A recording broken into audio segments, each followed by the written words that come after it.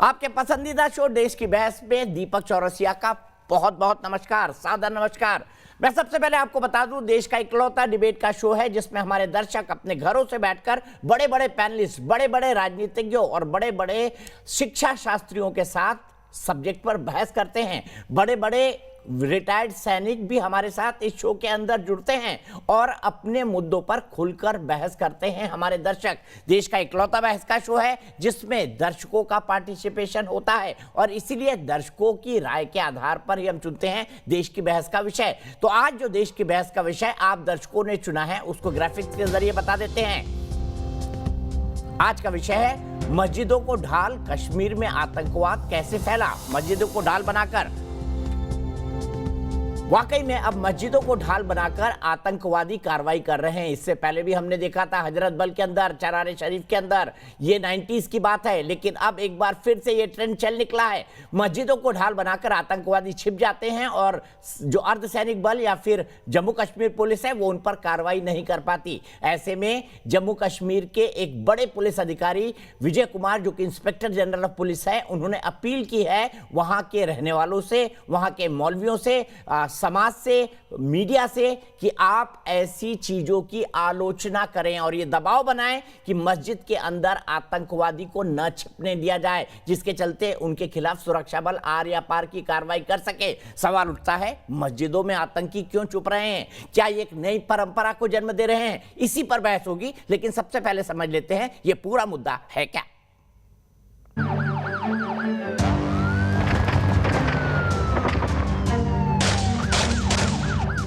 कश्मीर में आतंकी हमलों के नए नए मॉडल सामने आते रहे हैं, लेकिन अब कश्मीर पुलिस के आईजी विजय कुमार ने आतंकवाद के लिए बार बार हो रहे मस्जिदों के गलत इस्तेमाल पर बड़ा खुलासा किया है। ताजा ट्वीट में उन्होंने बताया है, आतंकवादियों ने आतंकी हमलों के लिए मस्जिदों का गलत इस्तेमाल किया। 19 जून 2020 को पंपोर, 1 जुलाई 2020 को सोपोर और शोपिया में, 9 अप्रैल 2021 को हमलों में मस्जिदों को ढाल बनाया गया। आम लोग, मस्जिद इंतजामिया, सिविल सोसाइटीज और मीडिया को इसकी कड़ी निंदा करनी चाहिए। दरअसल 9 अप्रैल को कश्मीर के शोपिया में सुरक्षा बलों के साथ मुठभेड़ में 5 आतंकी मार गिराए गए थे। यहां एक मस्जिद के अंदर छिपकर आतंकवादी गोलीबारी कर रहे थे। ऑपरेशन में मस्जिद को नुकसान न पहुंचे, इसके लिए सुरक्षा बलों ने उसके भाई और इमाम साहब को मस्जिद के अंदर भेजा, लेकिन आतंकी मस्जिद की आड़ में गोलियां बरसाते रहे। तभी मस्जिद से बाहर निकलने की कोशिश करते वक्त आतंकियों को सुरक्षा बलों को ढेर करना पड़ा। यानी साफ है कि आतंकी अपने मंसूबों के लिए धार्मिक स्थलों का इस्तेमाल करने से भी नहीं हिचकते। मिलिटेंट्स जो हैं वो मस्जिदों का सहारा लेकर के सिक्योरिटी फोर्सेस के ऊपर गोलाबारी कर रहे हैं और वहां से खिसकने में कामयाब हो रहे हैं। दरअसल पिछले कुछ सालों में आतंकियों को जिस तरह से देश के जवान खदेड़ रहे हैं, उससे उनके लिए बच निकल पाना आसान नहीं रह गया। ब्लू स्टार ऑपरेशन के बाद आतंकवाद फैला तो आतंकवादी जो है गुरुद्वारों का मिसयूज करते थे, लेकिन उसके बावजूद सुरक्षा बलों को मालूम है कि ऐसी स्थिति से कैसे निपटना है और हम आहिस्ते आहिस्ते आतंकवादियों को उधर भी ढेर किया, इधर भी ढेर करेंगे। सुरक्षा बल कश्मीर के युवाओं को आतंक के रास्ते को छोड़ने की अपील करते रहे हैं। यहाँ जो लावा है वो दब रहा है, मगर लावा लावा होता है, वो कभी ना कभी फटेगा और उसको बड़ा नुकसान होगा। इसलिए मेरा उनसे कहना है मरकजी सरकार से कि आप ऐसा मत करो कि कल को वापसी का सारा रास्ता बंद हो जाए। वहीं दूसरी ओर घाटी के नेताओं के उकसाने वाले देश विरोधी बयानों से आतंकवाद को नया रास्ता मिल जाता है। मस्जिदों में शरण लेना वाकई में चिंता का विषय है और मुझे लगता है कि जो हमारे धार्मिक गुरु हैं उनको भी इस चीज को कहीं ना कहीं रोकना चाहिए। अगर कोई ऐसी गतिविधि होती है तो पुलिस को इन्फॉर्म करना चाहिए। देश की बहस में चर्चा है कि धारा 370 हटने के बाद से घाटी का माहौल बदला है, लेकिन मस्जिदों की आड़ लेकर आतंकी गतिविधियों को नए सिरे से अंजाम दिया जा रहा है। यानी वक्त आ गया है कि आतंक के इस मॉड्यूल को पूरी तरह नेस्तनाबूद किया जाए। तो देश की बहस में हमारा आज का सवाल इसी से जुड़ा हुआ है, क्या घाटी में मस्जिद आतंकवादियों की नई ढाल बन रहे हैं? हाँ या ना में आप अपना जवाब दे सकते हैं। घाटी में मस्जिद आतंकवादियों की ढाल बन रहे हैं, नई ढाल बन रहे हैं, हाँ या नहीं में आपको जवाब देना है। आप हमारी वेबसाइट पर जा सकते हैं, आप हमारे मोबाइल ऐप को डाउनलोड कर सकते हैं, जिसे डाउनलोड करना बेहद आसान है। आप हमारे ट्विटर हैंडल पर जा सकते हैं, आप हमारे फेसबुक पेज पर भी जा सकते हैं। कार्यक्रम के बारे में अगर कोई आपकी राय है, सुझाव है या आप शो के अंदर शामिल होना चाहते हैं तो 9711002266 पर हमें व्हाट्सएप करें। मुझे कई सारे लोग पूछते हैं कि हम शो के अंदर कैसे शामिल हो, बार बार मुझे फोन करते हैं। बेहतर ये होगा कि आप अपना एक छोटा सा व्हाट्सएप बनाकर 9711002266 पर भेज दें। हमारी टीम उसे उसके जरिए आपसे संपर्क करेगी और आपको शो के अंदर शामिल कराएगी। सबसे पहले अपने सबसे बड़े पैनल को इंट्रोड्यूस करता हूं। मेरे साथ तारिक फतेह साहब हैं, जाने माने लेखक हैं, कमेंटेटर हैं और पत्रकार हैं। मेरे साथ RSN सिंह साहब हैं, जाने माने रक्षा और आंतरिक सुरक्षा मामलों के विशेषज्ञ हैं। मेरे साथ अंबर जैदी हैं, पॉलिटिकल एनालिस्ट और फिल्म डायरेक्टर हैं। मेरे साथ सुशील पंडित जी हैं, रूट्स इन कश्मीर से जुड़े हुए हैं और राजनीतिक विश्लेषक हैं। मेरे साथ इफ्रा जान हैं, जो कि खुद एक राजनीतिक विश्लेषक है। जो मैं सबसे पहले तारिक साहब आपसे शुरू करूंगा, ये नया चलन देखने को मिला है, क्योंकि जब ऑपरेशन ऑल आउट की कार्रवाई हो रही है, आर या पार का फैसला कर रही है, तो ये पिछले 4 ऐसे वाक्य देखे गए जिसमें जानबूझकर ये मस्जिद के अंदर छिपे और मस्जिद की तरफ से भी अप्रत्यक्ष रूप से प्रोत्साहन मिला है, ऐसे वहां के सुरक्षा से जुड़े सूत्र बताते हैं। इसके पीछे क्या देख रहे हैं? एक बुज़दिल शख्स होगा तो वो वहीं छुपेगा ना जहां उसको सबसे ज्यादा प्रोटेक्शन मिलेगी। तो अब जब सारे रास्ते अगर बंद हो गए हैं तो ये कोई नई बात नहीं है कि मस्जिद की आड़ के अंदर छुप के आप मस्जिद को ढाल, क्या इस्लाम को ढाल बना के आप लड़ रहे हैं ना। और इसमें जिम्मेदारी तो हिंदुस्तान के मुसलमानों या उनके लीडरों पे आती है कि वो इस बात को, चाहे वो कश्मीर में हैं या जम्मू कश्मीर से बाहर हैं, इसको कंडेम करें। कि उसके बाद फिर ये कहा जाता है कि देखिए साहब मुसलमान बदनाम हो रहे हैं, इस्लामोफोबिया हो रहा है। ये हरकतें बंद होंगी तो हमारा इंप्रेशन जो दुनिया भर में इस वक्त हुआ है कि मुसलमान देख के आदमी घबरा जाता है कि ये पता नहीं क्या करेगा कि क्या नहीं करेगा, और 90% लोग कुछ भी नहीं करते हैं, जिंदगी आम अपनी गुजारना चाहते हैं। ये जो terrorist, Islamic terrorism Pakistan based है और जो आ रही है हर जगह से, अभी आजकल तो टर्की इसमें शामिल हो गया है, वो फाइनेंसिंग वहां से आ रही है। तो कोई तो इसको नजर में रखेगा ना, जो प्रॉपर मेन इंडिया के अंदर है, जो लीडरशिप है देवबंदियों की या बरेलवियों की है, ये इस पे क्यों खामोश हैं? मस्जिद का इस्तेमाल अगर कर रहा है कोई, तो ये सबसे बड़ा मसला तो इस्लामिक लीडरशिप और मुसलमानों का होना चाहिए कि वो कहें कि हमारे घर में से बैठ के तुम क्या कर रहे हो। ये तो हम अल्लाह का घर कहते हैं। के पास ले जाता हूं तारिक फतेह साहब, इफ्तिखार मिलकर साहब, सबसे पहले तो आप आलोचना करिए भर भर की कि आतंकवादी इस्लाम के नाम पर मस्जिद का इस्तेमाल कर रहे हैं, जो बेहद गलत है। और ये अपील करिए मस्जिद से जुड़े जितने भी मौलवी हैं, जितने भी वहां के लोग हैं जो मस्जिदों का प्रबंधन करते हैं, कि आतंकवादियों को मस्जिद का इस्लाम न करने दिया जाए। पहले मेरी समझ में नहीं आ रही तारिक फतेह किस हैसियत से बैठा है हमारे। तारिक फतेह साहब इंटरनेशनल कमेंटेटर है भाई, किस हैसियत से बैठे हैं? कमेंटेटर नहीं है ये तो अपने मुल्क का नहीं, ये तो इसकी तो अपनी मुल्क में कोई भैया ये इंटरनेशनल व्यक्ति हैं।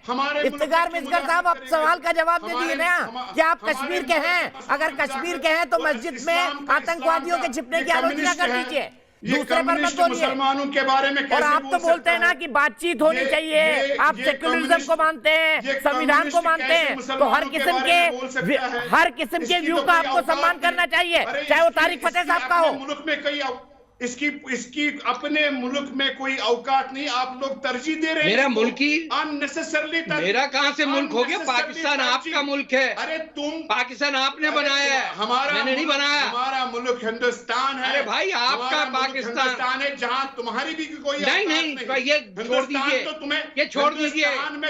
हिंदुस्तान में जाने दे भैया, अपना गोली बजा, अरे अपने मुल्क गोलियां छोड़ बात करो, ये गलत बात है। आप विदेशों को मेरा मुल्क तो हिंदुस्तान है, जो मैं तो पंजाब, सिंध, गुजरात, तारिक फतेह साहब इफ्तिखार को आपने सामने कर लिया। मैं सीधे सवाल पूछता हूँ, इफ्तिखार मिस्कर साहब, आप आतंकवादियों की, मतलब आतंकवादियों की आलोचना करने से पहले आप तारिक फतेह साहब की आलोचना कर गए। ये दिखाता है कि आप भी अप्रत्यक्ष रूप से आतंकवादियों का समर्थन करना चाहते हैं तारिक फतेह साहब पर आक्रमण करके। ये तो देखिए साहब, यहाँ पे बहुत सारा बड़ा पैनल बैठा हुआ है, सबका खैर मकदम है, सब हिंदुस्तानी है, हिंदुस्तान की बात रखते हैं। ये कहां से आ गए? भैया ये कौन है? सिंध और पंजाब कहां गया? क्या औकात ही नहीं है। अच्छा, इसलिए मैंने इस पे सवाल किया। सर वो मेरे सम्मानित गेस्ट हैं, आप कृपया इस तरह के शब्दों का इस्तेमाल उनके लिए ना करें। मुद्दे पर बात करें इफ्तिखार मिसगर साहब, मुझे लगता है मुद्दे पर बोलने के लिए आपके पास कुछ नहीं है। आपने सुशील पंडित को स्टार्ट किया होता तो मैं खुश हो जाता, आपने बाकी लोगों को स्टार्ट किया। ये आप तय करेंगे मैं किससे शुरू करूं? ये कौन है? ये कौन है हमारे मुल्क? ये खिलाफत के वो बैठे हुए हैं तुर्की के। आजकल इनके माँ बाप तुर्की से आते हैं, पाकिस्तान से नहीं आते। इनकी जो तागे हैं वो हिला रहे हैं। मिर्जा नाम है ना आपका? इसको तो छोड़ दीजिए। नहीं, मेरा नाम मिस्टर है। थोड़े शहर जाइए पाकिस्तान, कहाँ बैठे हुए? पीछे रह गए आप। कहाँ हो तुम ना घर के ना घाट। जाइए जिना के छोड़ गया आप, अपना टाइम खराब कर रहे हो। पाकिस्तान में जाओ, तुम देखो तुम्हारे इफ्तिखार मिसगर साहब, अगर आप मुद्दे पर बात नहीं करेंगे मैं सीधे दूसरे गेस्ट के पास चले जाऊंगा। आपकी व्यक्तिगत चीजें यहां मत निकालिए। मेरे सम्मानित गेस्ट है तारिक फतेह साहब, आप उनके साथ सम्मान के साथ बात करिए। मैं सिर्फ इतना रिक्वेस्ट कर रहा हूं आपसे। देखिए साहब, उग्रवादी कहीं भी घुस जाएगा। उग्रवादी का काम उग्रवाद को फैलाव देना है, लेकिन सिक्योरिटी फोर्स से सिक्योरिटी की आवश्यकता होती है। हमारा मुल्क मजहबी एतबार से बहुत ही संजीदा मुल्क है।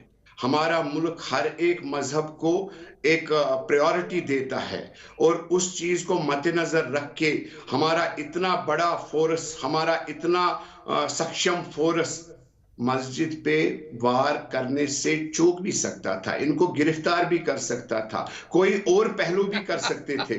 जैसे बहुत सारे जगह पे विटनेस हो रहा है आज तक, जहां पर भी ऐसे वारदात हुए वहां पे हमारी सिक्योरिटी ने बहुत ही सक्षम से काम लिया। जो मजहबी एतिकाद को सिक्योरिटी का काम रखना है, आप किसी और से कैसे आवश्यकता रखते हैं? मिस्टर साहब, मैंने सबसे पहले आपसे रिक्वेस्ट की थी कि सबसे पहले आप आलोचना करें और ये कहें कि मस्जिदों का इस्तेमाल ना होने दे। मौलवी लोग, इंतजामात करने वाले लोग मस्जिदों का इस्तेमाल आतंकवादियों को ना करने दे, उस पर आप खामोश है। कोई मौलवी नहीं कर रहा है, कोई मौलवी नहीं कर रहा है, कोई कश्मीरी नहीं कर रहा है। यहाँ आप लोगों का यही मुद्दा रहा है पहले दिन से कि जब भी कश्मीर में कोई वारदात होती है और आप सारे कश्मीर को उसमें मुलविस कर देते हो। जितने भी मौलवी हजरात हैं उनकी वहां पे रसकशी नहीं होती है। जब मिलिटेंट किसी घर में घुस गया उसके घर वालों की रसकशी नहीं होती है। मस्जिद के मौलवी की कोई रसकशी नहीं होती है, उसके कंट्रोल में कुछ नहीं होता है, कुछ नहीं होता। ठीक है, आ गए आप ये नहीं कह सकते, आप ये नहीं कह सकते कि एहतियात बरते। आप क्लीन चिट देने लगे अंबर जैदी, क्या क्लीन चिट इनकी सही है इफ्तिखार मिसगर साहब की? फिर मैं सिंह साहब के पास जाऊंगा। देखिए दीपक जी, जो सबसे पहले आपने ये बात कही थी कि नया पैटर्न है कि मस्जिदों को आतंकवाद के इस्तेमाल के लिए यूज़ किया जा रहा है, तो ये नया नहीं है। आप हज़रत अली की अगर हत्या की बात करें, उनकी शहादत की बात करें, तो मस्जिद कूफा में उनके ऊपर वार किया गया था हालत सजदा में। तो मस्जिद का इस्तेमाल आज से नहीं हो रहा, सदियों से हो रहा है। उसके बाद अगर आप बात करें 2019 में ईस्टर बॉम्बिंग श्रीलंका में जो हुई थी, उसके बाद भी अप्रैल में 27 अप्रैल को मस्जिद में रेड हुई थी, उसमें विस्फोटक मिला था। या आप फरवरी 2021 में अभी जो हाल ही में अफगानिस्तान में मस्जिद में ब्लास्ट हुआ था, जिसमें मस्जिद का इस्तेमाल करके विस्फोटक पदार्थ बनाए जा रहे थे और वहां पे ब्लास्ट हुआ था और उसमें बहुत सारे तालिबानी मरे थे। या आप पिछले एक साल में कश्मीर की बात करें तो कई ऐसी घटनाएं हुई हैं, जिसमें शोपोर की या पंपोर की बात करें, या आपने 1990 की बात की जो हजरत बल, और ऐसी कई सारी जगहों का इस्तेमाल किया गया है। और सबसे मजे की बात यह है कि हमारे जो जितने भी लिबरल सेक्युलर और जो हमारे ऐसे मुस्लिम सेक्युलर मुस्लिम्स हैं, वो कभी भी इस चीज के लिए कभी बाहर आके नहीं खड़े होते। या आप देखें जो कश्मीरी पंडितों के नरसंहार का ऐलान हुआ था, वो भी मस्जिदों से लाउड स्पीकर का इस्तेमाल करके हुआ था, लेकिन कोई भी इस चीज को कंडेम करने के लिए नहीं आता या ये नहीं कहता। या फिर आप बगदादी की बात करें, बगदादी ने एक मस्जिद से अपने आप को ऐलान किया था कि वो खलीफा है।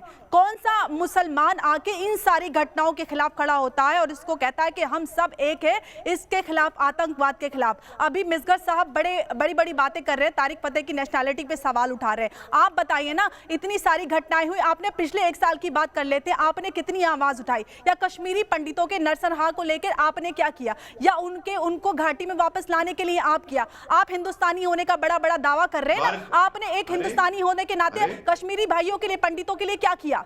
या आप राष्ट्रीय सुरक्षा की आप बात कर रहे हैं ना, आप कह रहे हैं कि हमारे देश का मुद्दा है, राष्ट्रीय सुरक्षा सबसे पहले आती है, हमारे धर्म से पहले हमारे राष्ट्र की सुरक्षा आती है। आप हर दिन खड़ा है नहीं, तो आप खड़े होने से क्या आपने मस्जिदों से ऐलान करके मार के क्यों भगाया, ये बता दीजिए। कोई ऐलान नहीं हुआ, नहीं हुआ, आप झुटलाएंगे। यही तो सबसे बड़ी बात है कि आप इन सारी घटनाओं को झुटलाते हैं। नेशनल टेलीविजन पर बैठकर आप इतनी सारी घटनाओं को झुटलाते हैं और सबूत मांगते हैं, जैसे कि सबूत देखने पर तो आप हर बात को मान जाते हैं ना, हर घटना को मान जाते हैं। मिस्कर साहब, जब आपने बोल ही दिया है, अंबर आपने बोल ही दिया है, तो मुझे सुशील पंडित जी के पास जाना पड़ेगा। पंडित जी, क्या मस्जिदों से ऐलान हुआ था या नहीं हुआ था? इफ्तिखार मिस्कर साहब बोल रहे हैं ये तो आतंकवाद का शिकार हुए हैं। क्या एक प्री प्लान ढंग से कश्मीरी पंडितों का नरसंहार करके, उनको बलात्कार करके, मस्जिदों से अनाउंसमेंट करके उनको निकाला नहीं गया? अंबर जैदी बिल्कुल ठीक बोल रही हैं। मस्जिदों के लाउडस्पीकर से ऐलान हुए थे, मस्जिदों से ही हिट लिस्ट जारी की जाती थी, मस्जिदों में बैठ के तय किया जाता था कि जुलूस कहां से निकलेंगे, जलसे कब होंगे। मस्जिदों से ही खुतबे कर के दिमागों में जहर भरा गया। ये मस्जिदों और मदारिसों की पैदावार है जो आज आपके पास कलाशनिकोव और ग्रेनेड लेकर के लोग घूम रहे हैं।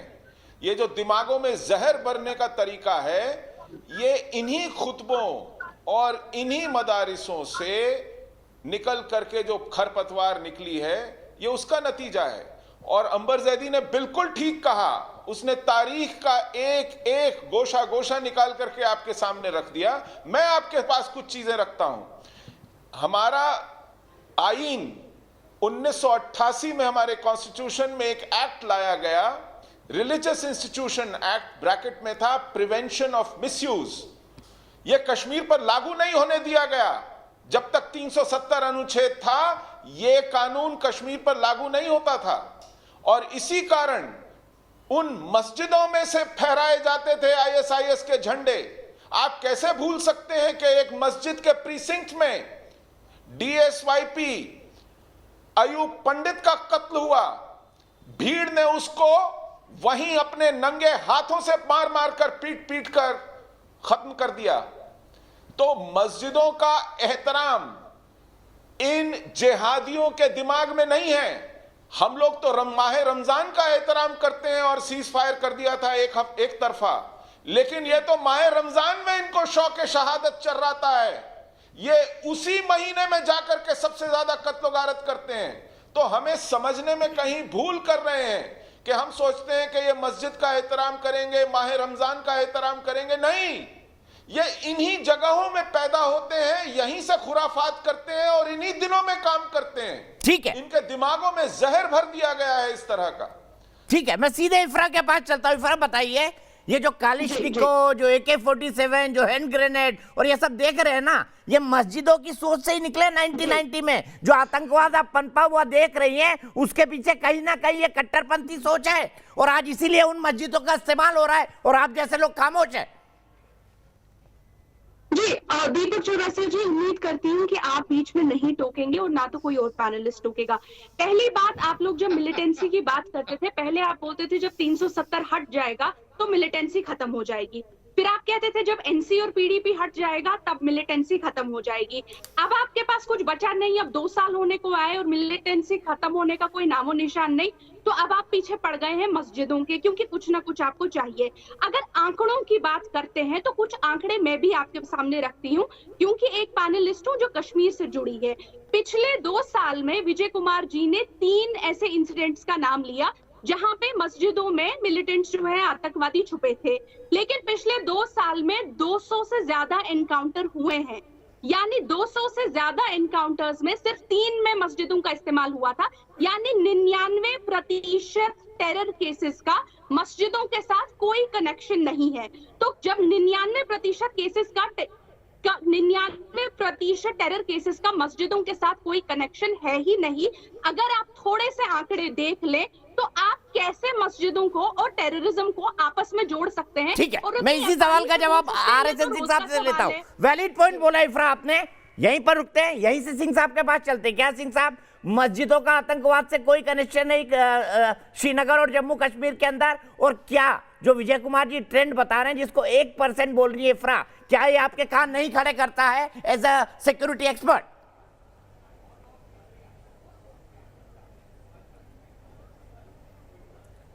नहीं, आपने कश्मीर की तो अभी बात की। अभी फ़िलहाल जो ये किशनगंज और ये नॉर्थ दिनाजपुर में जो हुआ है उसकी घटना की भी तो बात करें, जिसमें वो इंस्पेक्टर अश्वनी कुमार SHO जो थे उनका कत्ल हुआ। मस्जिद से अनाउंस किया गया कि उनको पीट पीट कर मार दिया जाए। वाहन भी वहाँ दिनाज जी तो देखिए, ये कहना कि ये कश्मीर तक है और कश्मीर की सारी बात तो आपको इन्होंने बता दी।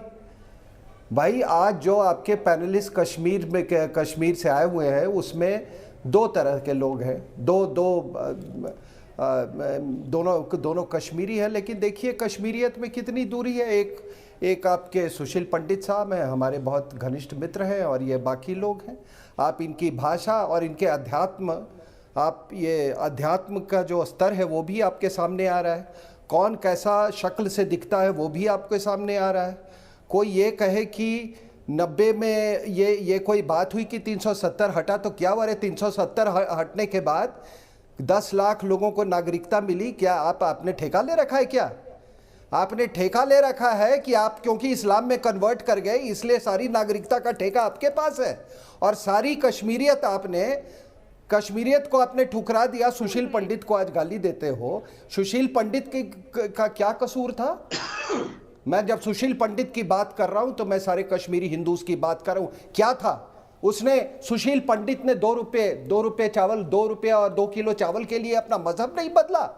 और आज आपके यहाँ कौन है? आपके मस्जिदों में ये मौलवी कौन है? ये यूपी और बिहार के लोग हैं जिन्होंने पाकिस्तान बनवाया। सुनिए मेरी बात सुनिए थोड़ा। मैं आप जब बोल रही थी तो मैंने मन नहीं बोला। और दूसरी बात सुन लीजिए, आपको मौका मिलेगा, बहुत वक्त है हमारे पास। सिंह साहब को सुनिए। ये सच बर्दाश्त नहीं कर सकता। ये हमारे मजहब को हर समय टोकता है मैडम। ये मजहब के पीछे मत सुन लीजिए। आप मजहब के पीछे मत सुन लीजिए। हमारे मजहब के सुनो फतवा लगा दीजिए, गर्दन काट दीजिए। हमारे मजहब के अलावा कुछ किया आपने कभी? दीपक जी फतवा लगा दे। ना एक मिनट, इफ्तिकार जी आपकी बात सुनिए। बिना टोके आपकी बात सुनिए। आपको सिंह साहब की बात सुननी पड़ेगी, उसके बाद आप अपना काउंटर कर सकते हैं, उनकी आलोचना कर सकते हैं। सिंह साहब बोलिए अपनी। सुनो, ये किसी के मजहब सुनो, 2 रुपए क्यों सुने? कौन क्यों सुने तुम्हारी बात? क्यों सुने तुम्हारी बात? तुम्हारे मजहब के खिलाफ मेरी बात सुनो। ये एक मिनट मोहतरमा, जब तुम कश्मीर के नहीं हुए, तुम अपने धर्म के नहीं हुए, तो तुमने कभी RSS की बात किसके? मोहम्मद साहब के खाक हो गए तुम। चुप रहो। सुनो मेरी बात सुनो। अरे चुप करो तुम। मेरी बात सुनो। मेरे नबी के खिलाफ बोलोगे तो सुनो मेरी बात। पहले तो अपनी जवान संभालो। ये गद्दी जिहादी जवान अपने घर के अंदर में लगाना। ये गद्दी जिहादी जवान तुमने मेरे मजहब के खिलाफ कैसे बोला? अरे तुम मजहब के खिलाफ, तुम इस्लाम के खिलाफ हो, तुम मुसलमानों के खिलाफ हो, तुम मुसलमानों मजहब के खिलाफ, तुम मुसलमानों के खिलाफ मजहब। अरे जब तुम कश्मीर के नहीं हुए, जब तुम अपने बाप के नहीं हुए, तुम मजहब के खाक हो गए। तुम जब अपने बाप के नहीं हुए, तुम अपने मजहब के खाक हो गए। तो अरे इस्लाम तुम्हारा कोर एजेंडा हमारे नबी के खिलाफ है। 2 रुपए के लिए मजहब बदला रहे, मजहब का ठेका ले लिया। चुप रहो। अरे तुम बताओ तुम्हारी 2 रुपए की औकात है क्या? अरे छोड़ सवाल के थोड़ा व्यक्तिगत ना हो आपस में, एक दूसरे से प्लीज व्यक्तिगत ना हो, थोड़ा ठंडा हो जाए, थोड़े ठंडे हो जाए। इफ्तिकार साहब, सिंह साहब प्लीज, मैं थोड़ी देर के लिए ब्रेक लेके सीधे चंद्रशेखर नेने मुंबई से मेरे एक दर्शक जुड़ गए। चंद्रशेखर, क्या कहेंगे इस तरह के आतंकवादियों के नए ट्रेंड के बारे में? जरूर, मैं कहना चाहता हूँ कि ये जो मस्जिदें हैं ये पाक जगह हुआ करती थी। जिस दिन कोई दहशतगर्द ने इस मस्जिद में अपनी साख जमा ली, उसी दिन ये नापाक जगह हो गई।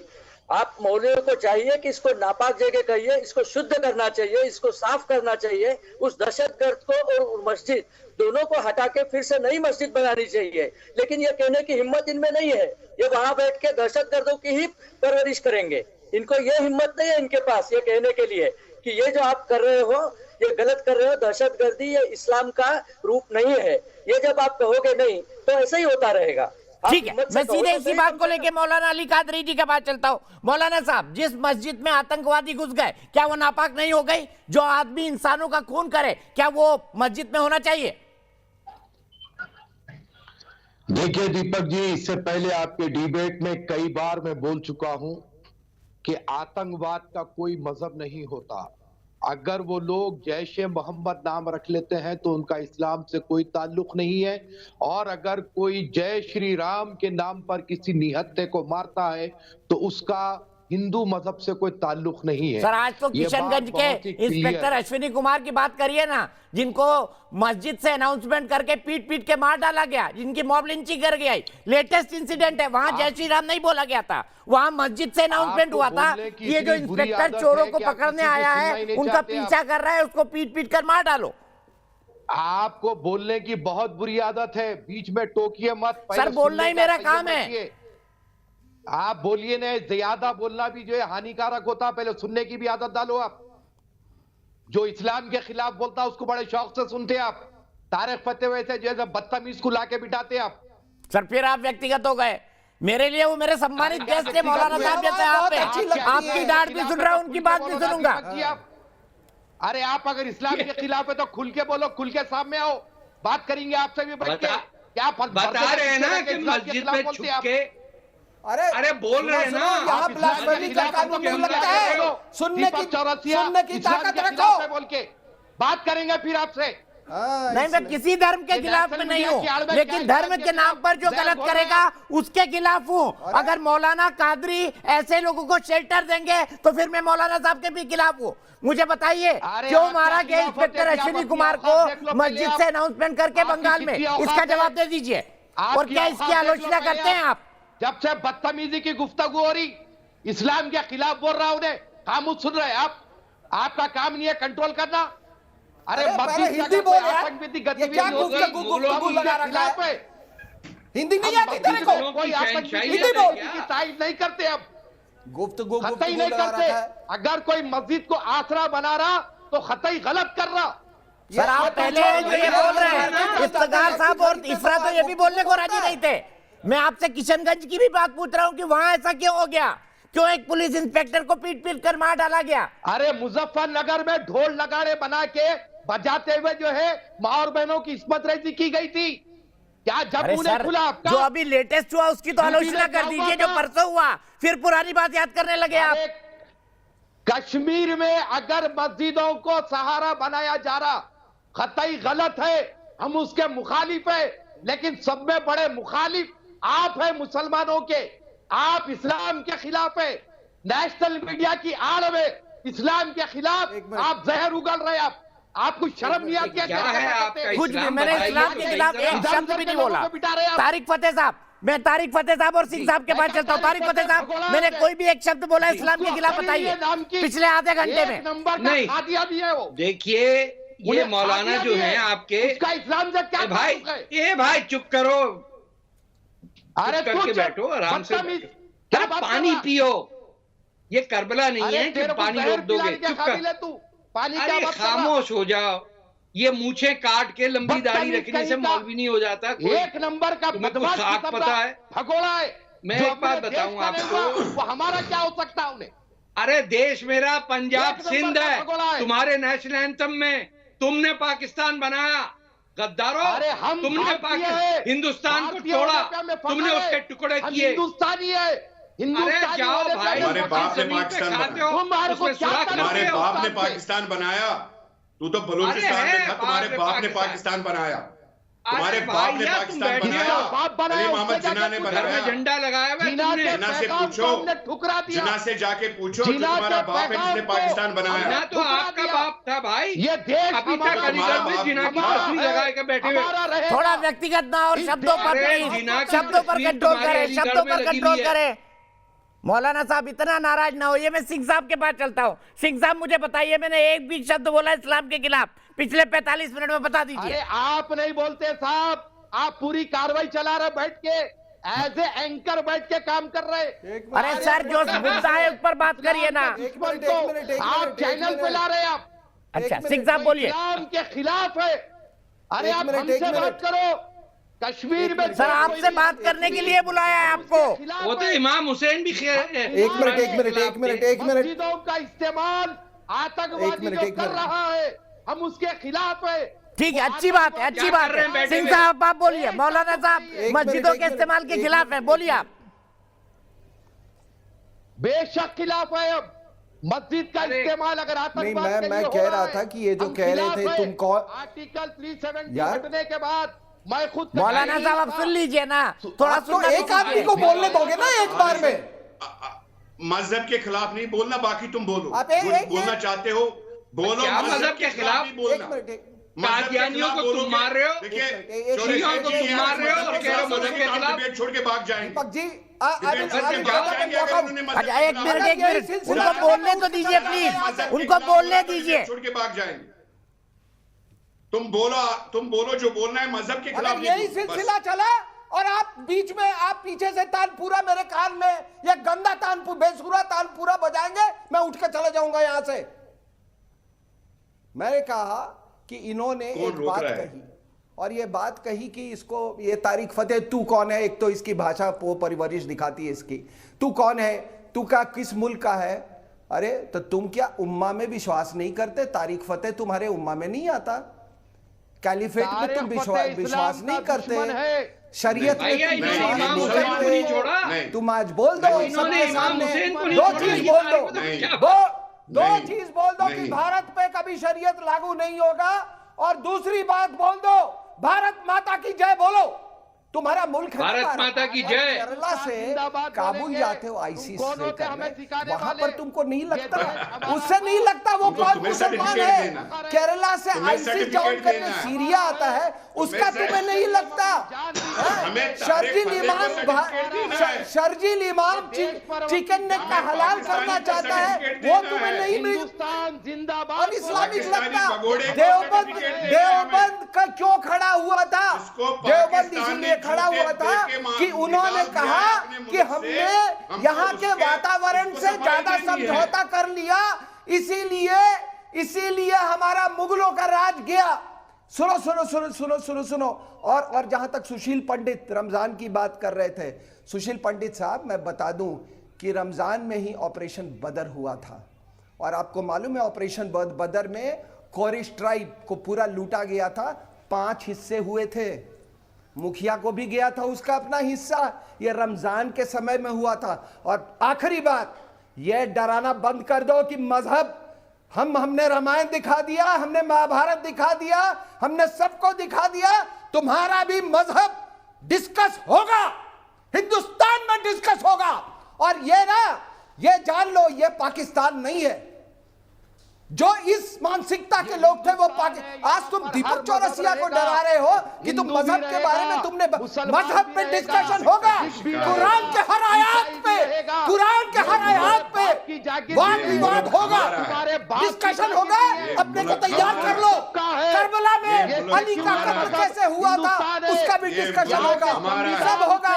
और खलीफों का कत्ल, अच्छा एक मिनट सिंह साहब, किसका कत्ल हुआ था, कैसे मालिक गनीमत की लूट होती है, कैसे औरतों की बात होती है, ये सब डिस्कस होगा। और अगर तुमको ताकत नहीं है सुनने की तो उठ के चले जाओ, या आरएसएस के खिलाफ फतवा इशू कर दो जाके। यहां होगा, यहां डिस्कशन होगा, यहां डिबेट होगा, कुरान की हर आयत पे होगा, हर वो शख्स पे होगा, मालिक गनीमत पर होगा, जिहाद पे होगा, जजिया पे होगा।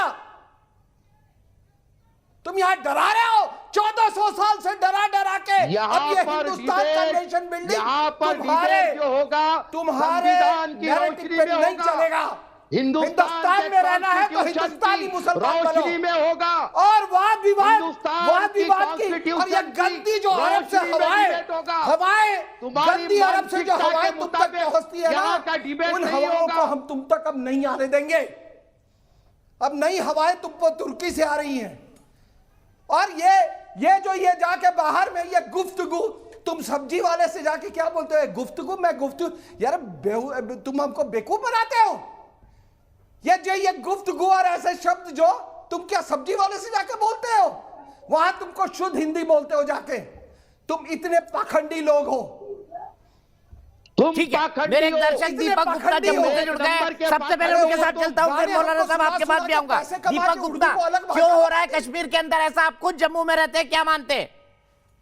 देखिए दीपक जी, बहुत धन्यवाद कि जम्मू कश्मीर से आप लोगों का जो इस विषय को लेकर प्रारब्ध है वो जानना चाहते हैं। मैं सबसे पहले अपने कश्मीर के ही एक साथी जिन्होंने ये बोला कि केवल और केवल स्टैटिस्टिकल विषय की उन्होंने बात की कि 1% जो है जो एनकाउंटर्स वो मस्जिदों के अंदर हुए हैं। मैं उन्हें ये जवाब देना चाहता हूं कि अगर 1% इस प्रकार की एनकाउंटर्स अगर मस्जिदों में हो रहे हैं तो उसका मतलब ये नहीं है कि मस्जिदों की इसमें इन्वॉल्वमेंट नहीं है।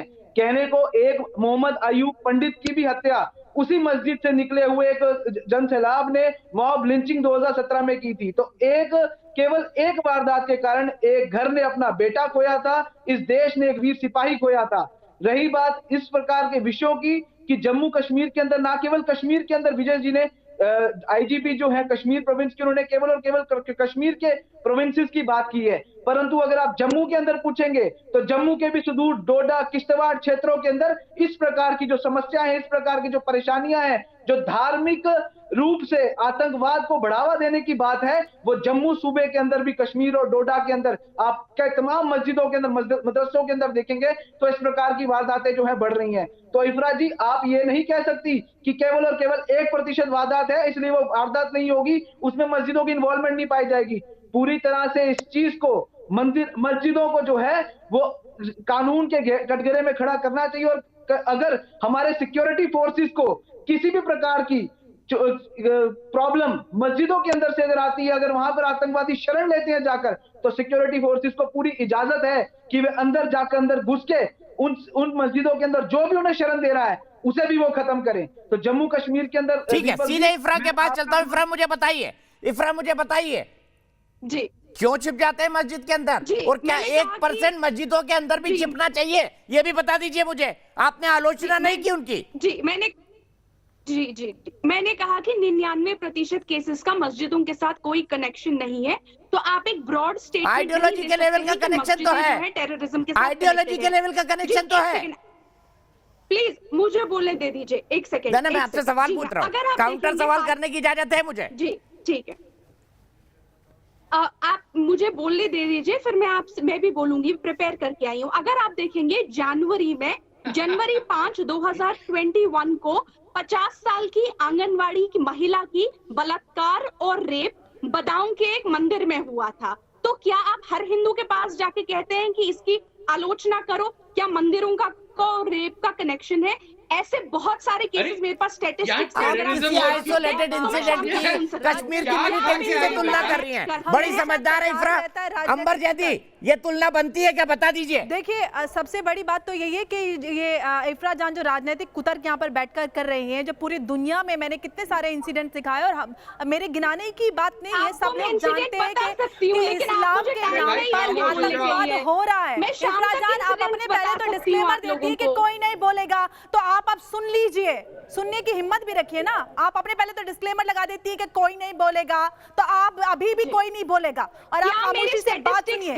आप जिन लोगों का आप बचाव कर रही है ना इफ्रा जान, कल ऐसा ना हो कि आपकी यही लोग आपकी जान के पीछे पड़ना और बुरखा भी आपकी जान ना बचा पाए, बुरखे में छुपकर भी आप अपनी जान ना बचा पाएंगे। आप सोच लीजिए, जिन लोगों का आप समर्थन कर रही हैं, बुरखा भी आपकी जान नहीं बचा पाएगा इफ्रा जान। तो आप सोच लीजिए हैं कि किस चीज का आप समर्थन कर रही हैं और किस चीज को आप राजनीतिक कुतर्क देकर आप बहुत बड़े मुद्दे को डाइल्यूट करने की कोशिश कर रही है। आप बताइए, अफगानिस्तान में भी बीजेपी आरएसएस अपने खुदाई भेज देता है, ह्यूमन बम भेज देता है ना। अफगानिस्तान में फरवरी में 2021 में हुआ, वो भी बीजेपी आरएसएस ने कराया। आप बताइए ना, आपके पास राजनीतिक कुतर्क बड़े तैयार रहते हैं ना, आप तैयारी करके आई हैं, तो आप सोच लीजिए ना, आप कितने सालों से लगातार लाखों घटनाएं हुई हैं जिसमें इस्लाम को सहारा बनाकर, कुरान की आयतों को सहारा बनाकर लोगों को मौत के घाट उतार दिया जाता है। कितनी सारे इंसिडेंट है।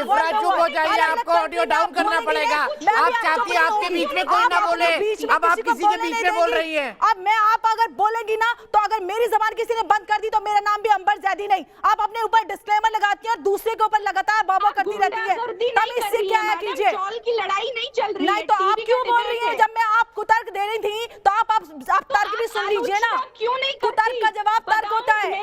एक मंदिर में, अरे भाई इफरा जान, आप सिर्फ एक इंसिडेंट को पूरी दुनिया में हो रहे जो सदियों से बवाल कर रहा है, उसको आप अपने राजनीतिक कुतर्क से दबा रही हैं, और जिनका आप आज समर्थन कर रही है ना इफरा जान, आपकी जान बुर्का भी नहीं बचा पाएगा अगर वो लोग।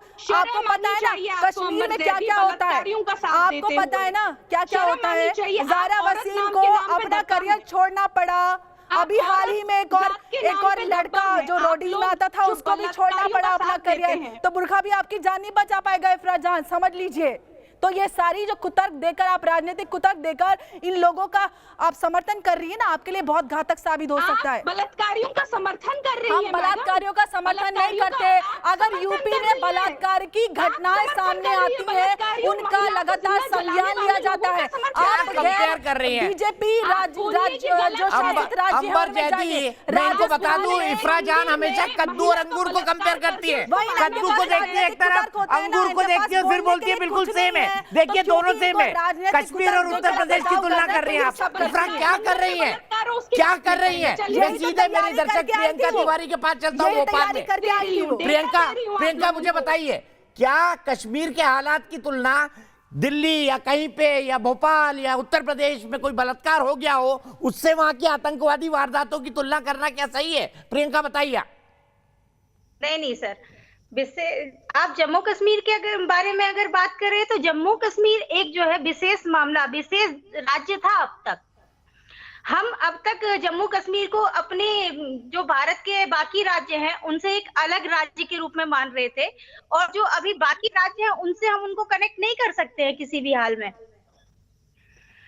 जो दिल्ली, यूपी या किसी भी प्रकार के अन्य राज्य हैं उसको जम्मू कश्मीर राज्य से तुलना नहीं की जा सकती फिलहाल के लिए, क्योंकि वहां का एक अलग विशेष प्रकार का एक अलग राज्य, वहां की कंडीशंस अलग है, वहां के जो लोग हैं ठीक है प्रियंका, बिल्कुल सही कहा आपने। आप कश्मीर की मिलिटेंसी की तुलना किसी क्राइम से नहीं कर सकती। अगर इफरा आप लॉ पढ़ी हुई हैं तो मिलिटेंसी और क्राइम के अंदर क्या अंतर होता है इसको आपको समझना होगा। सीधे तारिक फतेह साहब के पास चलता हूँ। तारिक फतेह साहब, सवाल मैं आपसे ये समझना चाहता हूं कि इस्लामिक आतंकवाद की जड़ आखिरकार है क्या? क्योंकि हर आदमी दुनिया में इस्लामिक आतंकवाद को कोसता है, और खुद अब अरब कंट्रीज भी बोलने लगी है भाई इसको बंद करो, बड़ी बदनामी हो रही है। इसका बड़ा सिंपल सा मैसेज है, ये बाकी जो मुस्लिम कंट्रीज है ना, ईरान है, टर्की है, इंडोनेशिया, अब इंडोनेशिया के प्रेसिडेंट के पोते का नाम नरेंद्र है तो उनको उस पर कुफर का इल्जाम लगा दीजिए। इन सबको अपनी शख्सियत का पता है कि हम मिस्र के हैं।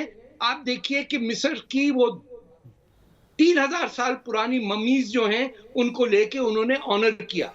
हिंदुस्तान और पाकिस्तान के खास तौर पे नॉर्दर्न एरियाज के जो मुसलमान हैं ये अपनी शख्सियत को नहीं जानते।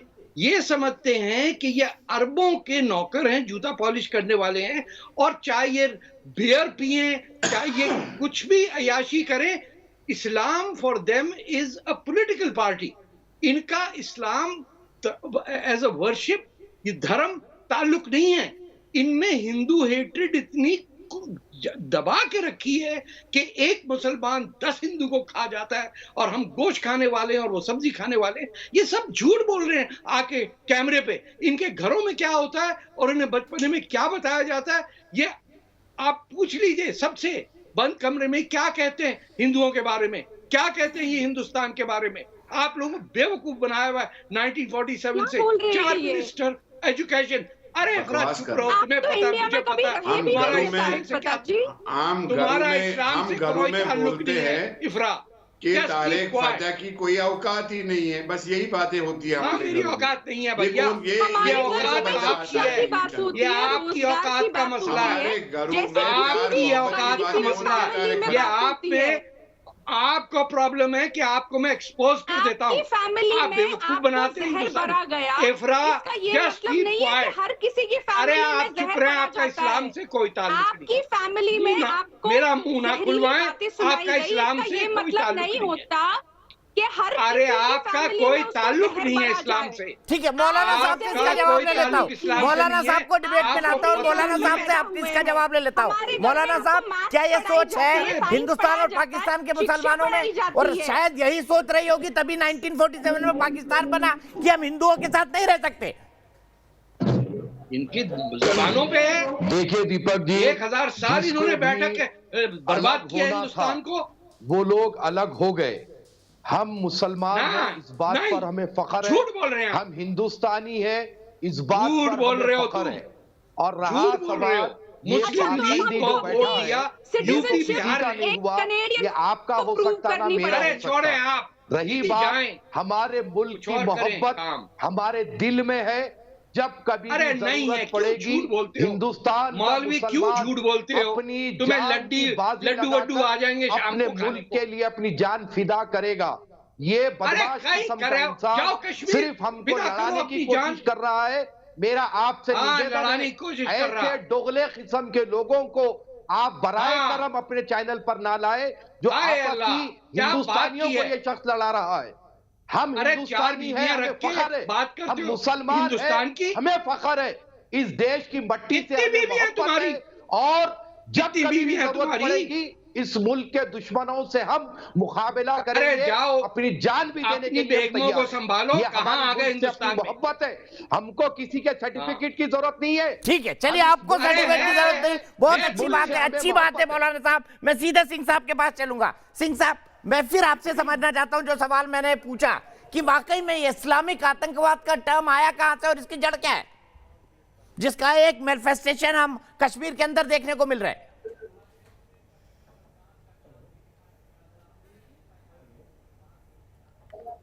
नहीं, आपने फिर इतिहास आपने नहीं पढ़ा। 1400 साल से यही चल रहा है साहब। बुत शिकन कौन था? बुत शिकन कौन था? मर्तंड का मंदिर किसने तोड़ा था? आज भी वो रो रहा है मर्तंड का मंदिर, और सूर्य का मंदिर है। सूर्य तो पूरी इंसानियत का है। सूर्य के बिना तो ये जितने ये मौलाना ये भी नहीं बैठे रहते। सूर्य का मंदिर तोड़ दिया। 2 साल लगे तोड़ने में, और वहाँ पे आप गाने बना रहे, तेरे बिना जिंदगी से कोई शिकवा तो नहीं। ये कब हुआ था साहब? ये क्या बात कर रहे हैं? कोई एक वक्फा इतिहास का बता दे जब ये लोग चैन से रहे। अगर हनीफी स्कूल ऑफ ज्यूरिस्प्रूडेंस नहीं होता तो हम और आप जिंदा भी नहीं रहते। ये तो हमने टैक्स देके अपने ईमान और अपने धर्म को बचाए रखा। और ये मोहतरमा जो बोल रही है ना ये लोग, मैं मोहतरमा से एक बात पूछना चाहता हूँ कि आज पूरे हिंदुस्तान के सामने ये बता दें कि क्या निकाह हलाला को आप वाजिब समझती हैं, और पूरी हिंदुस्तान को बताएं आप कि निकाह हलाला का मतलब क्या होता है, और फिर 2 लोगों को नहीं डराएं कि आपके मजहब पे कोई डिस्कशन नहीं होगा। अगर ट्रिपल तलाक पे डिस्कशन हुआ है तो निकाह हलाला पे भी डिस्कशन होगा। और आप पूरी दुनिया के सामने आज बताएं, टॉयलेट साफ ना करवाए होते, जहां पे तो निकाह हम हलाला आज की मानसिकता converts होगी नहीं होते। वहां पर बलात्कार भी अगर होगा। आप लोगों ने आप बताएं हमको पूरे अपने आप पूरे टॉयलेट हिंदुस्तान साफ के ना सामने करवाए बताएं होते, कि सिंह जी, निकाह हलाला तो होता शायद क्या आज है। हमने और अपना मोहतरमा मजहब नहीं किया होता। मोहतरमा आप आपको इसके ये सवाल खिलाफ नहीं है पूछने या नहीं है, बताएं आप। धर्म परिवर्तन और अगर तो नहीं B.R. अम्बेडकर हिंदुस्तान ने में भी डिस्कशन किया। नहीं शुरू हुआ है B.R. तो अम्बेडकर ने आरएसएन धर्म सिंह अभी परिवर्तन डिस्कशन क्यों शुरू किया, करता है। सिंह जी? ठीक है, मैं सीधे आऊंगा इफरात के बाद। ब्रेक के लिए रुकना है, मुझे बताइएगा आप। आपसे मेरा सवाल होगा कि क्या आप निकाह हलाला के खिलाफ हैं, और बता दीजिए निकाह हलाला क्यों होता है, इस्लाम के अंदर निकाह हलाला क्यों होता है, या हिंदुस्तानी मुसलमानों में निकाह हलाला क्यों होता है। ब्रेक के बाद बात करेंगे इस पे। तो हम बात कर रहे हैं कश्मीर पे, किस तरह से मस्जिदों को आड़ बना रहे हैं आतंकी और किस तरह से पुलिस वालों को, सुरक्षा बलों को कार्रवाई करने में दिक्कत हो रही है, इसी पर हम बात कर रहे हैं। इस बीच एक बड़ा बयान आया है महबूबा मुफ्ती का, जिसमें उन्होंने ये कहा है कि भारत को कश्मीर समस्या के समाप्ति के लिए पाकिस्तान से बात करनी चाहिए। महबूबा मुफ्ती ने एक बार फिर पाकिस्तान का राग अलापा है, एक ऐसे वक्त जब भारत पाकिस्तान से बात नहीं करना चाहता, इसलिए क्योंकि उसने लगातार आतंकवाद को बढ़ावा दिया है। मेरे साथ एक बड़ा पैनल जुड़ा हुआ है। मेरे साथ तारिक फतेह साहब हैं, RSN सिंह साहब हैं, सुशील पंडित जी हैं, अंबर जैदी जी हैं, इफ्रा जान हैं, इफ्तिकार मिसगर हैं और मौलाना अली कादरी हैं। सबसे पहले चलते हैं, हमारे एक दर्शक अवनीश राय वाराणसी से जुड़ गए हैं। सबसे पहले उनके पास चलते हैं। अवनीश, बताइए, क्या आपको लगता है कि पाकिस्तान से बात करने का ये वक्त है? बिल्कुल, पाकिस्तान से बात करने का कोई मतलब ही नहीं है और बात उससे किया जाता है जिसको कुछ समझ में आता है। इसका मुख्य एजेंडा यही है कि किसी भी तरीके से कश्मीर समस्या को उछाला जाए और उसका समर्थन करते हैं हमारे ही देश में, हमारे देश का खाने वाले और उनका गाने वाले। और मैं एक चीज और कहना चाहता हूँ कि यह मस्जिदों का प्रयोग आज से नहीं हो रहा है। पत्थरबाजी के लिए मस्जिदों का प्रयोग होता था, जो है आतंकियों के जनाजों में भी इस्लामिक झंडे लहराए जाते थे। और सबसे बड़ी चीज, सारे आतंकी संगठनों के नाम इस्लामिक नाम है। जैसे जैसे मोहम्मद यानी मोहम्मद की फौज, ISIS के झंडे पे क्या लिखा है? पहला कलमा। छोटी छोटी चीजों पे जो है धर्मगुरु मौलाना फतवा जारी करते हैं, लेकिन इतने बड़े विषय पे कभी फतवा नहीं जारी करता है कि भाई आप हमारे इस्लाम का क्यों प्रयोग करते हो। तो कहीं ना कहीं ये निश्चित रूप से ये स्पष्ट है कि आप उनका समर्थन करते हैं। और ठीक है, मैं आपके के सवाल को मौलाना कादरी के पास ले चलता हूँ, इफ्तिकार मिसगर के पास ले चलता हूँ। इफ्तिकार मिसगर साहब, भारत में तो रोज सैकड़ों की संख्या में फतवे आते हैं, पर मैंने नहीं सुना कभी जैश ए मोहम्मद के खिलाफ फतवा आया हो, कभी लश्कर तैयबा के खिलाफ फतवा आया हो। देखिए, जैसे मौलाना साहब ने भी यहाँ पे बताया, इफ्रा जान ने भी बताया, बाकी सारे पैनलिस्ट ने भी बताया कि उग्रवाद का कोई मजहब नहीं होता है। आप भले उसका कोई अरे जैश ए मोहम्मद, लश्कर तैयबा, ये तो धर्म से जुड़े हुए हैं भाई, मजहब से जुड़े हुए हैं आपके, सीधे सीधे। आप उसको RSS नाम दे दो, आप उसको लिंचिंग करने वालों का नाम दे दो। क्या उनका कोई मजहब है जिन्होंने गौ हत्या पे लिंचिंग करी, दिन दहाड़े लोगों का कत्ल किया? क्या उनका कोई मजहब है? क्या उनका कोई मजहब है? जो बंदूक उठा के घूम रहे हैं, किसी का मजहब नहीं होता है साहब। जिसने जो आतंक का रास्ता चुनता है, चाहे वो तो ये कह रहा हूं ना, रूप में, आपने कहा कि आप मजहब के खिलाफ गलत बात कर रहे हैं, तारिक फतेह साहब गलत बात कर रहे हैं, सिंह साहब गलत बात कर रहे हैं, तो ये आतंकवादी भी तो आपके मजहब के खिलाफ गलत बात कर रहे हैं, जो जैश ए मोहम्मद रख रहे हैं, जो लश्कर तैयबा नाम रख रहे हैं। आप मुझे एक बात बताएं, क्या हिंदुस्तान में आज तक मुसलमानों से ही उग्रवाद निकल के आ गया है? जिन लोगों ने क्रिश्चियनों की हत्या करी, क्या वो दहशतगर्द नहीं थे? दहशतगर्द का कोई मजहब नहीं होता है। और इस मुल्क को, अरे क्या बात है, तैमूर का मजहब नहीं था? बाबर का मजहब नहीं था क्या? ये बीच में क्यों बोल रहा है? ये तैमूर कौन था? हाँ, पहने जो पहनू आपसे क्या? आपका बाप वो देखिए बैठा हुआ है वहां पे, इमरान खान, आप उससे बात करें। शुरू से महमूद गजनवी किस धर्म का था? मोहम्मद बिन कासिम कहां से आया? बलबन कौन था? इल्तमिश कौन था? तुम कौन से धर्म से? 800 साल आपने इस धरती के ऊपर हमले कर करके बर्बाद किया, फिर आप पप्पू बन के आके बैठ गए कि हमें क्या पता नहीं किसने किया ये। काशी के टेंपल पे किसने किया? लोधी कौन था? शर्म नहीं आती? एक वक्त आता है कि आदमी सोचता है कि हाँ, मैं मुसलमान हूं, ये मेरा धर्म है, लेकिन इस मुल्क ने, इस धरती ने मुझे पनाह दी, मैं शुक्रगुजार हूं, मैं कहूंगा भारत माता की जय। आप घर बैठे हुए वहां भारत माता की जय कहने से गुरेज कर रहे हैं। आप कह रहे हैं ये हम नहीं कहेंगे क्योंकि हम हाकिम हैं, हम औरंगजेब हैं, हम मार देते हैं लोगों को। हर वक्त धमकी कि मजहब के बारे में कहा तो गला काट देंगे। अरे तुमने किया क्या? और कुछ तुमने क्या बाइसिकल ईजाद की है? कोई आईफोन ईजाद किया? 500 साल में सिवाय गर्दन काटने के कुछ नहीं ईजाद किया। वो छुरी भी एक ही होती है, उसी से मक्खन, उसी से फल काटा जाता है। कुछ नहीं किया सिवाय नफरत के। पूरे ईरान को ज़ोरास्ट्रियन से साफ कर दिया, पूरे तुर्क से बिजेंटिनियंस को। हर जगह आप देखिए, ऑस्ट्रिया तक जाके लूटमार, स्पेन पे 800 साल कब्जा, और कह रहे हमसे थोड़ी हुआ, खुद ही हो गया। हम तो ऐसे मौलाना साहब, लोगों को अच्छी बात तारिक साहब के ही सवाल, तारिक साहब के सवाल को मैं आगे बढ़ाता हूं, और सवाल यह है कि क्या जैशे मोहम्मद और लश्कर तैयबा के खिलाफ आपने कोई फतवा सुना हो? आपने ही दिया हो तो बता दीजिए।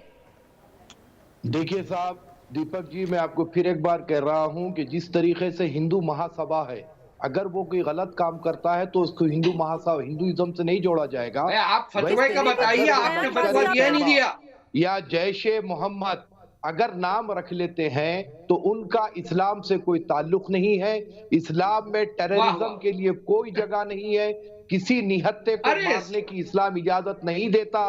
अगर कोई करता है तो बिल्कुल गलत करता है। आपकी जबान नहीं खुलती, आपको इस्तेमाल करके लोगों की गर्दनें काट देते हैं, आपकी जबान बंद रहती है, समर्थन करते हैं, और आप कुतर्क करने के लिए लंबी जबान निकाल देते हैं, क्योंकि आपके पास राजनीतिक कुतर्क के अलावा कुछ नहीं होता है। ठीक है, एक मिनट सुन लीजिए, अंबर कुछ कह रही है। अंबर मुझे बताइए, अंबर मुझे बताइए, इसके बाद मैं सुशील पंडित जी के पास जाऊंगा एक नए सवाल को लेकर। अंबर मुझे बताइए, जैशे मोहम्मद और लश्कर तैयबा के खिलाफ हिंदुस्तान के मौलवी फतवा क्यों नहीं निकालते कि भाई मोहम्मद साहब का नाम कैसे यूज कर लिया, तैयबा का नाम कैसे यूज हो गया? दीपक जी, मैंने ओपनिंग अपना जो मेरा रिमार्क था उसी में मैंने पूरी जो घटनाक्रम बताई थी, उसके पास मेरा कहने का मकसद, उन सारी घटनाओं को गिनाने का मकसद यही था कि इतना सब होने के बावजूद हमारे समाज की तरफ से कोई आवाज नहीं उठती। आप अगर सवाल करें तो राजनीतिक कुतर्क लंबे लंबे तैयार होते हैं। आपने इफरात जान से सवाल किया तो उन्होंने कहा कि यूपी के बदायूं में